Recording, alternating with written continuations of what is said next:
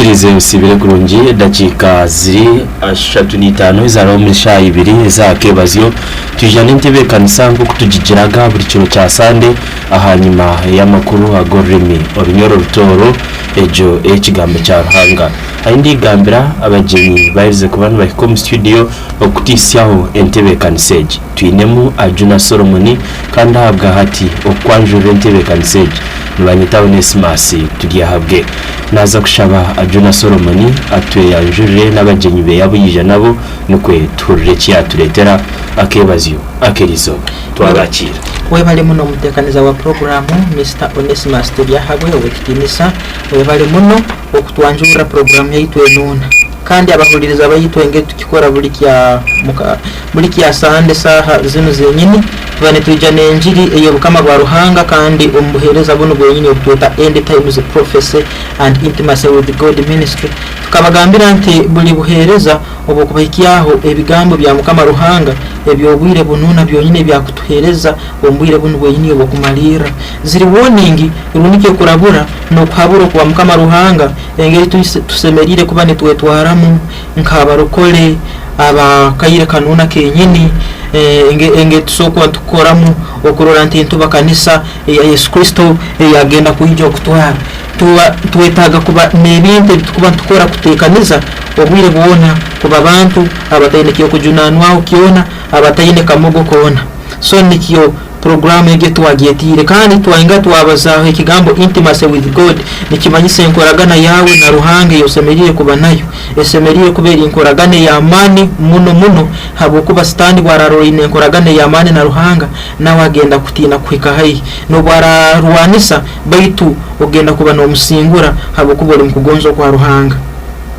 amabaragangi ninyo Ajuna Solomoni koko bagambire kandi ni tusabira ituwe nako kutukali turuga mu Kagadi Worship Center ekanisa egyo kansabe nabagenzi bange beyanjure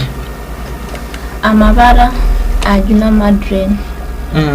ibara ngorora Emmanuel kujya Kagadi Worship Center tubatangire kandi mwebare yo mutusaba mutuburirize mwebare muno so nabwekyo abahuririza abagenzi bayita abanyakuliyo kureka tubanze nesara ombugufu tata alkwero obusoboze ntusima bwe kigambo cyawe kitugenda kuhura kayire kanu kenyine ntusima bwo kuba niwo genda kutubaliza okuruga omuyiguru hantebe yawe yobukama tusabe bigambo bino byona tubihure kandi tubiteke mu nkora tusobole ko yongera okwerinda no kurubata tuli berinze muno nturole ebiro habo kuba ebiro bibi ebituli mu bwire buno bwenyini twine kuba besigwa omuriwe twine kuba mukugonza kwawe twine kuba tujuzibo moya rukwera twine kuba etara zaitu zijuire amafuta ai mukama ruhango murungi ntusaba kugonza kwawe kukorwe omwibalira ya Yesu Kristo mujene waitu amina so nabaki abahuririza baitu hanyuma iyo kutwarwa okwekanisa erukwera engeri tubikantu babaliza egyo yenyine yiturukweta omugole wa Kristo tukagambe kanisa erukwera niwe omugole wa Yesu Kristo rundike mu rujungu niwe tukweta the bride of Jesus Christ so nabwekyo eginiye kanisa itukumantu kubaza kandi utukumantu baze kanisa ntubantumanyisa iwo muntu wo umurokole titukumanyisa enju titukumanyisa kiombeko tukumanyisa ikanisa niwe umutima gwawe enju yoruhanga iwo yini nko umuntu umurokole hakwa Bible nengane yatugambira nengana yatugambira nti tukimanyire nti ito emibiri yitu niyo ekanisa ya moya rukwera so eginiye kanisa yini ya Yesu Kristo arukugamba obwaraija munsi muna akasanga omuntu wo muwenka abo bababire nibo betekaniza akayira kenyini eginiye kanisa ya kutwara taharo gamba ngo ajya kutwara kanisa ya Kagadi Worship Center ya Himbe Church yona rundiki group ya abantu abona ni yatware ngwendi akisigeho na osokusanga abamo butoli hanu Kagadi abandi muhoro abandi bali Amerika abandi bali mu Tanzania abandi bali mu Kenya baitu bono basorolize hamwe niyo tukwete kanisa so nabwekyo iwe ngo umuntu owakuririza iwe wenyine abantu bazakutwara ku kanisa erukwera iwe wenyine wecumitirizemo yetekanizo yegarukemu iwe wenyine niwo be kanisa erukwera ya Yesu Kristo agenda kutwara hakasumi yako akoku hakengwara yaragambiraho so nabwekyo hanyuma yo kutwara ku kanisa egyo hajja kubaho emihito nyingi muno umunsi muno ebigwerereze ebingi muno okubona abo nkyali nko wakwanjura program agenda kubaho kubona abuno okukuru muno mu rujungu okutwesire great tribulation denyo kuhiganizibwa hali abo abanyakumanyira Yesu Kristo abo abanyakusigaira abali bamanyire Yesu Kristo bali balisimuka obwire obu balisimuka omuturo balitunga amaiso gokuhweza kiki kyonyini ekinyakulimu kubaho omunsi saa zino iki nikimanyisake nguti bakasimukire obu nyini nibaba kutukumanyisa ntumanyisa aba bakumanya Yesu Kristo baitu bakyali mu bintu byensi bahure ikigambo tubakiteka mu mikore kandi tubahondere ibintu byakwegesa nk'ebigambo bitukubaza saa zino sofa hari abantu ni bahura na isana kubakura makuru atabiteye mu nkora ba mu practice kandi tukiyota kuba koya so nabweke abantu bamulingo ogu benyini balisimuka kurwa omuturo omuntu saa zino watali muturo nibo muntu owanyakwetekanize ali mukugonza kwa Ruhanga abo bona abalyatura ibara lya Yesu Kristo bali omubuzibu obwamani muno Yesu Kristo amazire kutwale kanisa ekyo nikimanyisa nti bali bane bahiganizaki nti Yesu Kristo bari twara abetekaniza abo nika aba believers aba Christians abari basigaye nibo bari yekanga bakagamba ekanisa genzeri abari aniba bakumanyisa abo nsabari sigaye batetekaniza abari nibayikiriza mu Yesu Kristo bari tubasigaye abo batetekaniza nibo barisigara mu kubona abo nisibwa hati yabo kiri bagumira muno kubaza ibara Yesu Kristo abo kubo buyirobu oboli bano baza ibara Yesu Kristo oli bano soko libazo yeserekere obuyirobu na Bible oli bano gisomo yeserekere habo kubo kuhiganizibwa kuli bakuli kukuru muno kandi kwa amani aka chance kali ka saa zino akokujja hali Yesu Kristo ndo kumusera saa zina kyazoka bayindi muno balifwa ahabo kuwerekereza okwo munyanzo gwa Satani ali balesireho omunsi yomuno hamu nekinige kya Ruhanga ekikwokya muno ekyali basesire hano omunsi hali abo bona abasisi abajemu abanyakwangire okwegarukamu ekikumanyisa sazi ntaru haba kyayangire okwegarukamu kimanyiso yegarukire mu kintu ekibi kandi omuhanda ogwo busisi ogurugamu ogenda muhanda ogwokwikira hati hano tugenda kwera nabi Ezekieli Mukama Ruhanga kagambiru nabi Ezekieli ntoranti akagambirwa Mukama Ruhanga ati yamugamba ngo amutekereho atekerweho ngakalisoliso rundiki watchman hali Yerusalemu obuyirobwo obwakara okugambira abasisi okwegarukamu habo kuba Mukama akaba nagenda okukwerekereza abo bona abajemu abengoto zikyamire abanyakwangira okwegarukamu buli kimu kiyona ekya Mukama Ruhanga yali amugambire akaba aine okukibaza akakigambira abantu oguwena ayahuraga akegarukamu yakizaga obumezi baitata ayahuraga ajema ayango kwegarukamu yabagatekera obumezi bwa butengenene neka tusome Ezekieli omusome murungi ajja kutusomera Ezekieli esura 3 oro 17 turole bigambo ke bya Mukama Ruhanga eherize nabi Ezekieli Nagamba hati Mortal man, he said, I am coming you a watch. I'm making you a watchman for the nation of Israel. You will pass on to them the warning I give you. Na weki Mukama ni kuagambira ntiyo omuntu yagamba muntu mutabani w'omuntu son of man Bible egambire mortal man omuntu wakusobora kufa nti nkufoyire kalisoliso hali yenju ya Israeli son of man nabwekyo nogenda nabweke bule kigambe kidukuhereza kandi obahereze woningize zange zono kuruga hali nyowe woningize zenyini nizo tugenda kubahereza saa zine za Mukama Yesu Kristo yazahereze omulembe gunu gwenyini guli gwali mulembe gwa Ezekieli Ezekieli akabali nabi nahereza woningize za Mukama Ruhanga hali abantu okwegarukamu na hati gunu guli mulembe gundi gunu mulembe gwenyini na Mukama Ruhanga ine woningiza akwereza abantu begarukemu omulembe ataguherekereza Beita abantu bona barayanga kwegarukamu aine byabatekanirize hati bino biri bigambo bya Mukama Ruhanga biyenyini ebya Yesu Kristo kandi nagamba ati bana bange muhulirize ebigambo byange mbulanganize abo abanyakunyanga mburanganize abo abanyakunyanga abanyakuwanga okunyikiriza enyikiriza ezigwire ez'amaani. Kino kimanyisaki nti oboraba oliaho bakutereza enjiri oyangire kimu okuhinduka. Mukama Ruhanga nagenda kukuikiriza akuburanganirize mu nyikiriza zawe ezokyamiremu n'ebyokusisa byawe byona akoleko bikalemu aisa nakuburanganize embeera zawe n'amayindizi zawe n'entekereza yawe. Kino tukisangaka kino Mukama Ruhanga akikora. Ojja kutusomera kuwongi mu Befeso sura 4:19 turole Mukama Ruhanga kino ekintu asokikora. Timanye omuntu bwaranyetegereze kimanyisize hano. Mukama Ruhanga hano atugambire nti mburanganize abo abanyakunyanga okunyikiriza enyikiriza ezigwire ez'amaani. Tusomere Efeso 4 Ephesians chapter 4 verse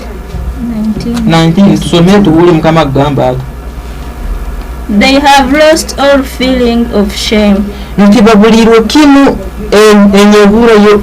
tibakyali mu kuswala kuwona. They give themselves over to vice and do all sorts of indecent things without restraint. Nti nibakola ebintu byona ebyokuswaza batayine nowarukubahabura batakuswaraho n'akamu. Gumizamu.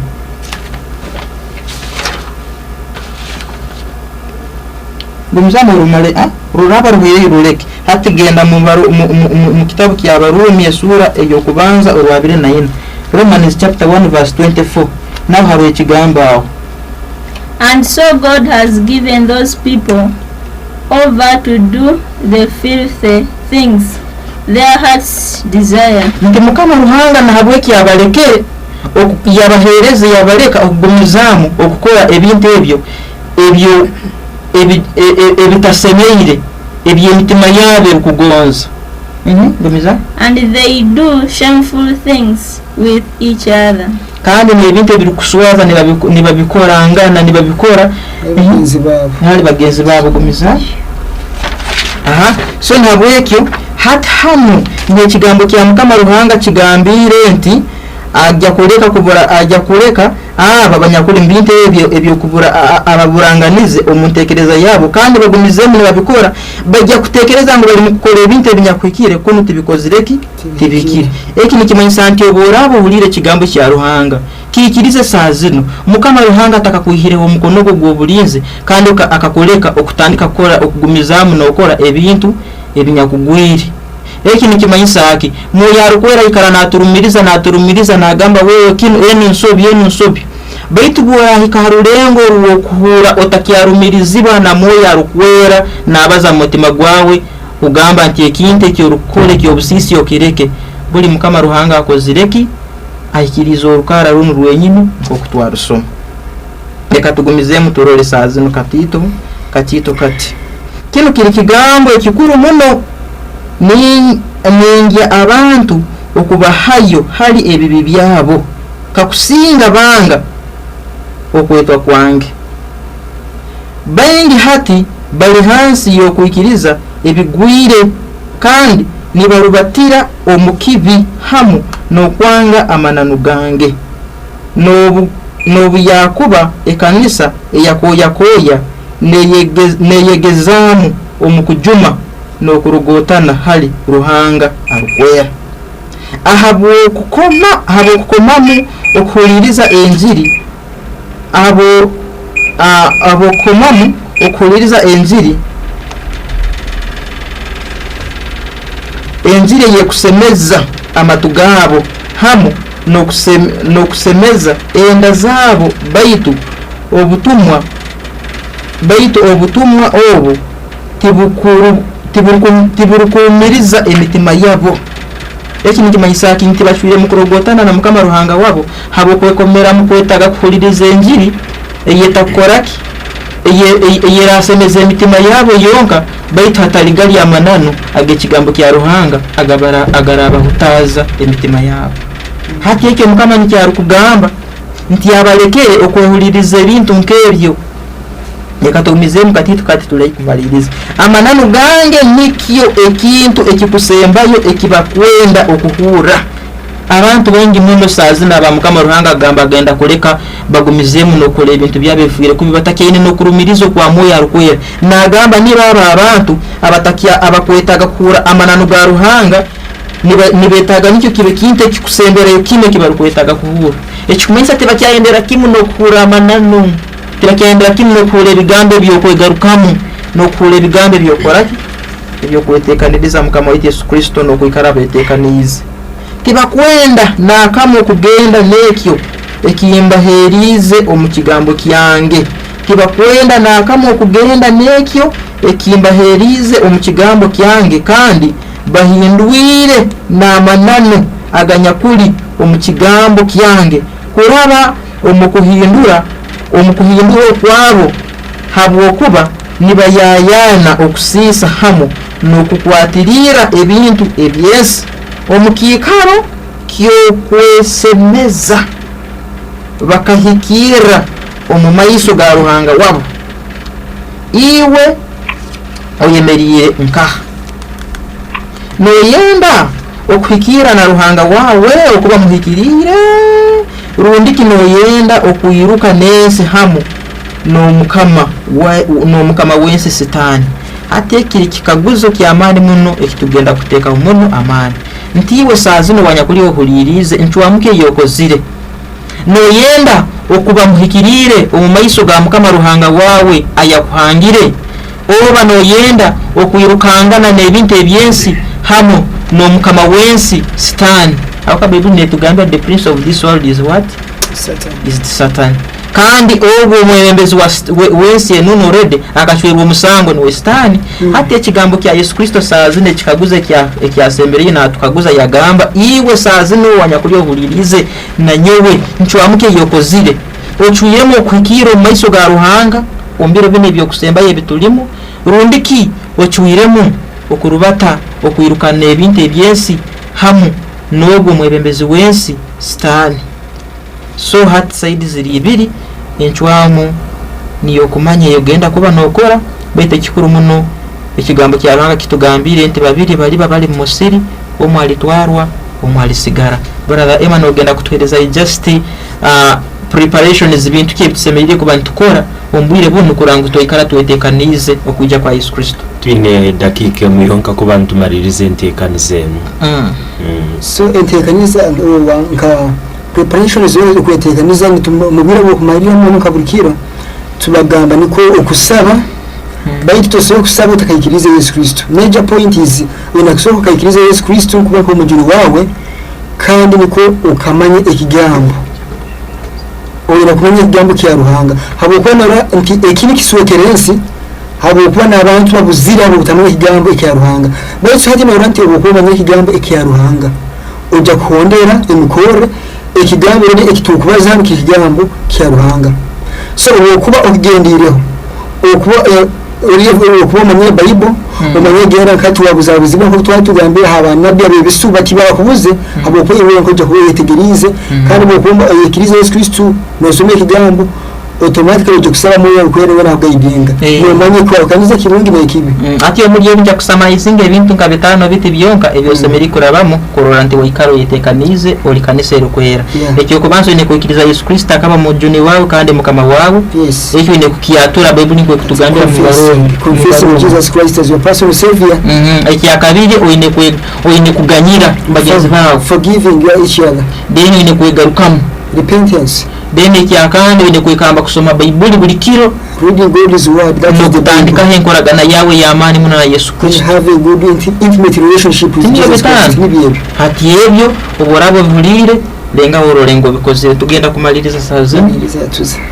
nja kusaba oborabo lyo kunogura no yetago kwegarukamu no yetago kwikiriza Yesu Kristo nayo bekanisa erukwera kale borabo lyo kunomanya ngo chuire mukwe kuhikira na Ruhanga tokomeremu okurubata nesi na Sitani ogenda okoraki okugarukamu ebigambo bino ogambe nti Yesu ninkwikiriza nti niwo mukama kandi mujuni w'obomezi bwange ninyikiriza nti okafwa hamusalaba nesagama yawe yaseseka habwe bibi byange nabwe kihandika amabara gango mu kitabe ky'obomezi ugasimule omu kitabo ekiyabafu okuruga na kiro kino Yesu Kristo nkwikirize niwe mukama kandi omujuni w'obomezi bwange rubatamu na nyewe nsinguza mpindura ofole muhiyaka kandi ofole kanisa erukwera okuruga na kiro kino njunirwe omwibale lya Yesu Kristo omujuni waitu amina. Sungorwa Emmanuel abahuriza baronge ngo tubagonize kurara kurundi na nyewe sigaire ndi Ajuna Solomon mukama ruhanga abaherezo omugisa kandi njya kusaba na mugenzi wange Ajuna nsigaire ndi Ajuna Madrid mukama ruhanga abaherezo omugisa mukama ruhanga abaherezo omugisa nanye kandi ndeze kurara kurungi habwa KBS bantu banyita Onesimus tugihabwe turebane akira kandi